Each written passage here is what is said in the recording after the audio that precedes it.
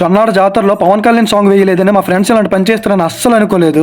అసలు ఏం జరిగిందంటే, ప్రతి సంవత్సరం సంక్రాంతి తర్వాత విజయనగరం జిల్లా జొన్నాడ గ్రామంలో శ్రీ పైడి తల్లి అమ్మవారి జాతర జరుపుకుంటారు. అసలు పైడి తల్లి అమ్మవారు ఎవరు, ఎందుకు జరుపుకుంటారు ఈ పండుగ అంటే, పైడి తల్లి అమ్మవారిని విజయనగరం ప్రజలు గ్రామ దేవతగా నమ్మి ఆరాధిస్తారు. 1757లో జరిగిన బ్యాటిల్ ఆఫ్ బొబ్బిలి తర్వాత అమ్మవారు తన అన్నయ్య విజయరామరాజు మరణ వార్త విని దుఃఖంతో ప్రాణాలు విడిచారని కథలు చెప్తున్నాయి. తరువాత అమ్మవారు గ్రామ దేవతగా పూజింపబడుతున్నారని భక్తుల నమ్మకం.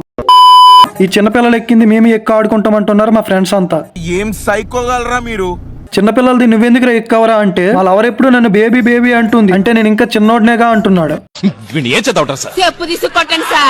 వీళ్ళందరూ సరే గాని ఆ బ్రోని ఎవరు బేబీ బేబీ అన్నారో కానీ అతను ఊగుతున్నంత సేపు ఎక్కడ విరిగిపోద్దు అని చూసే వాళ్ళంతా టెన్షన్ పడ్డాం.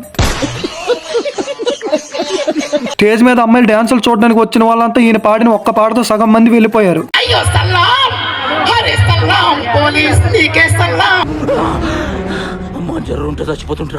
Age is just a number అంటే ఏమో అనుకున్నా. ఈ తాత చూడండి అమ్మాయిని వీడియో తీయడానికి ఎన్ని తిప్పలు పడుతున్నాడు.